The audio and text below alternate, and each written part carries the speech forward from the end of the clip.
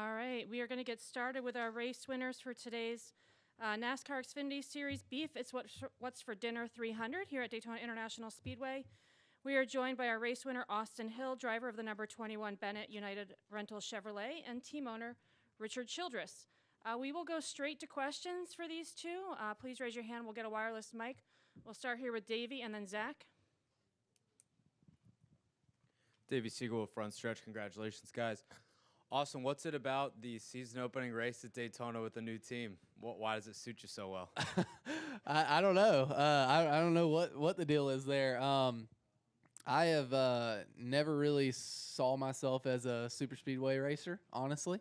But if you look back at results and look at kind of how I've ran the past couple years, the finishes and kind of where I'm running has shown that I kind of get around super speedway racing decent. So, RCR and Andy Street and just all the guys back at the shop, they prepared a very fast Chevy Camaro. The ECR engines were screaming tonight, and we were just in the right position at the right time. I was trying to plan my move when I needed to, and it just all worked out. It was one of those things. It was kind of the perfect storm happened. I kind of planned my move down off of turn 2 and down the backstretch and got a really good run from the 98. Was able to cross over the 16, and then the wreck happened, and we were just enough ahead. So it was just one of those things that just happened in the right place, right time. And it's hard to put into words what this means to me. It's been something that's been in the works for some years now, and to finally have this happen, I expect big things to come going ahead into the deep part of the season, and especially into the playoffs. And for Richard, how big do you think Austin's season can be? He said after the race that he came to RCR for one reason, and that's to win races. Started off pretty well. What do you think his potential is for the rest of the year? Well, that's the reason we brought Austin over. We knew that he could win. I've been watching his talent for several years in the trucks and even watching him in some of the Xfinity races, and I knew that he has the talent to win, and this won't be the last one. I'll predict that. We'll go to Zach next. Zach Sterniola with FrontStretch.com. Austin, for you, you were with a championship caliber team in the truck series for a few years there, and got close to the championship for a couple times. Why was this the time to take this gamble, and how important is it to start this new venture here in Victory Lane? Yeah, so the playoffs have kind of eaten me alive in a sense. On the truck side, it seemed like we were always really good throughout the season. Then when it came down to the last part of the playoffs, we'd miss it by a couple points here or there, making it into the Final Four. So I've definitely learned a lot over the last 3 years going into the playoffs that I think I can take forward into the Xfinity Series. And I had been wanting to move up for some years now and to run Xfinity Series, but there's been talks and times that we've talked in here where I'm like, hey, I want to move up, but I want to do it in my terms. I want to do it with the right team and the right people and organization around me. And I feel like Richard Childress and Richard Childress Racing is that type of organization that I wanted to be around because they're very family oriented. I'm very family oriented, and that's what I love about this team. They're always there for you, and I think that's why this organization just works for me, and hopefully we can work together for a lot of years to come. We're going to go upstairs to the press box for a question. I'm sorry, no questions from the press box. All right, never mind. I think we had a question in the far back right.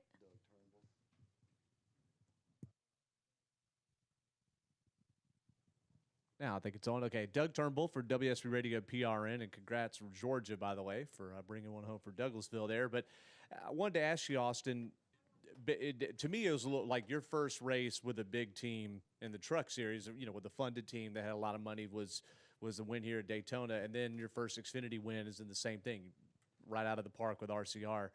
Which one do you think is a bigger win? And I know those are hard to rate, but does one of them stand out as a bigger moment in your career, the one that puts you on the map overall, or your biggest one so far, I guess? Yeah, that makes it tough just because nobody knew who I was when I won back in 2019. you had all the haters, had all the people talking, oh, that's going to be the only win he gets. He's only going to win at a super speedway, and he's not going to get the job done anywhere else. So I thought that 19 was a really big win, but it's hard to beat Xfinity. Winning the Xfinity Series, you're one level up from the truck level. I think it means a little bit more, and I think people take me a lot more serious nowadays, especially seeing how I've ran the last 3 years in the Truck Series. So I think people are going to take me a lot seriously when it comes to the Xfinity level, and I think I'm going to gain respect a lot faster than I did in the truck level. So. But I can't thank Bennett enough for coming on board with us. United Rentals, Global Industrial, Alsco. Just we have a lot of great partners this year, and being able to work with Chevrolet this year has been great already. ECR Engines, they've been great to work with, and I've met so many new people and met so many new faces. I'm still trying to learn everybody, but this has been a fun journey, a fun off season. And I think this season is going to be one for the books. Go to Dustin in the middle. Dustin Albino, jski.com. Austin, first for you, you got the win, you're in the playoffs. What's that feel like? Yeah, so that takes a lot of weight off your shoulders, because now you can go to Fontana and you still want to get stage points. You still want to get your first 2 stage points out of the way and rack up that points for the championship run, but it definitely takes weight off your shoulders. You can go to the racetrack and not feel like, man, I need to run really well this weekend and stack up points or this or that. Like I said on the radio right after the race, I came to RCR for one thing and one thing only. That's to win races, and we got one under our belt, and we expect a lot more. I know RC, he made the comment, in a meeting that we had before the season, he wanted me to win 2 races. Well, we got 1 under the book, and I expect a lot more than 2 to come. That's for sure. So he also owes me a little elk hunt. He told me if I won a race this year, we'd go elk hunting. So I'm going to keep beating him up on that offer now. You got that? I said at least 2 races. So That's right. that At opens least. it up. At least. And then Richard, for you, I'm doing a story on Sheldon Creed. I'm curious, what do you feel like he brings to the organization, as well as you kind of revamp this organization on the Xfinity level? With Sheldon Creed? Yeah. I think we're going to make 2 great partners out there racing. I seen it tonight. Sheldon's got a lot of talent as well, and I think we'll see a lot out of him. And I'm excited. I'm as excited about the Xfinity as I was when we had Tyler to come in and we won the championship with him and backed it up. And it's just cool to have these caliber of drivers in there. And tonight we're all blessed that Maya Snyder is safe and okay, and that was on our hearts and minds till we heard he was out of the car. I'm going to stay in the middle and go to Bob, and then we'll go to Daniel. Bob Hockers, Fox Sports. Austin, how long did it take before you knew for sure that you were the winner, and did you have any question that you were? Yeah, so right when I saw the wreck happen behind me, I looked down and I'm watching the green light, and I'm like waiting on it to flash yellow. I'm like, all right, come on, flash yellow, and it finally flashes yellow, and I look over and I see that we're like a half a car length ahead. So I was about 95% sure that we had won the race, but obviously until you hear that it's official, you still have a little bit of jitters. You're a little nervous. You don't know what the outcome's actually going to be, and when they finally said it, man, I got hoarse real quick. I started screaming and yelling on the radio, and just started shaking. I bet my heart rate was through the roof, but it meant that much to me to get the job done here tonight.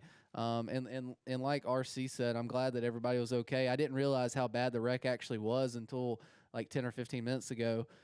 They were talking about how bad Maya's wreck was and everything that happened. So it's great to see what NASCAR does on the safety aspect of things. I think they're doing a really good job on safety and keep us drivers safe in the race car when things like that happen.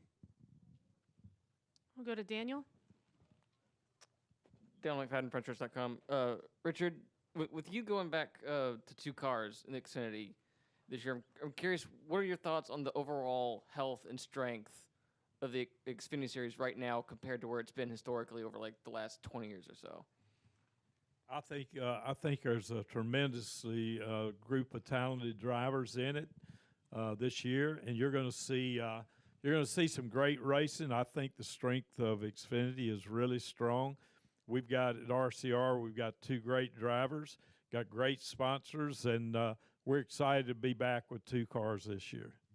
I'm going to come over here to the far right. Hi, Chris Gollin with WNDB. First of all, congratulations to both you guys on the wins. So at the end there, you were mixing it up with Noah Gregson, Riley Herbst, AJ Allmendinger. At that point on the final lap at Daytona, knowing that a wreck like that could end the race at any moment, are you trying to time your move to the stripe, or are you trying to get ahead just to be ahead as soon as possible for in case something like that happens? Yeah, so when it came down to about 10 laps to go, I already had it set in my mind that I wasn't going to make a move until off of turn 2. And if a wreck happened before then it just wasn't meant to be when we took the white. So when I saw the 9 go to the bottom, I went to go block, and he had such a big run. I was like, I don't think that's the right thing to do because I thought I might get turned or something. So I stayed in that second lane, and I kind of thought we were out of it a little bit. I thought the bottom lane was going to prevail there. But the 98 worked really well with me those last couple laps. And then coming to the white, the inside lane was moving pretty good, but I was able to kind of suck the 9 back a little bit. And off of 2, I was able to, get the 98 kind of hooked up to me. He gave me a really big push down the backstretch, and I was able to time it exactly how I envisioned it in my head. The thing that helped me the most is the 16 coming off of turn 2. He had like a 2 or 3 car length gap, and he got way too far out in front. So when I had that run on him, there was nothing he could do to block the run that I had because I was going, so much faster than he was. So I was able to cross him over, and it just happened exactly how I had envisioned it. If the wreck would have happened a car length before when I made the move, then you'd be sitting here talking to AJ. So it just happened the exact way that it needed to happen for me to get the job done tonight. Do we have any additional questions for either Richard or Austin? And we'll do one final checkup in the press box. Do you have any questions in the press box? No questions from the press box. Okay, we'll go back over to Zach here. Richard, for you, Myatt was driving that 2 car for you last year, and so to see him go through that accident tonight, did you have any conversations? Sure thing. Sorry. Myatt Snyder was driving your car last year. What was your reaction seeing him go into the fence and have that crash, and what was your reaction after the race? Well, like I said earlier, we was just wanting to make sure he got out of the car. That was one of our cars we had last year here. And those cars are built, believe it or not, and designed when they get in those accidents for things to happen. The roll cage, the seats, everything in that car stayed together like it was designed. Yeah, it tore some of the stuff off, but those cars are designed a little bit to come apart. Thank you. Anything final for our race winners? All right, Austin and Richard, congratulations and thanks for joining us tonight. Thanks. Appreciate it. Thank you. Thank all the press, too, for all you do for NASCAR and RCR.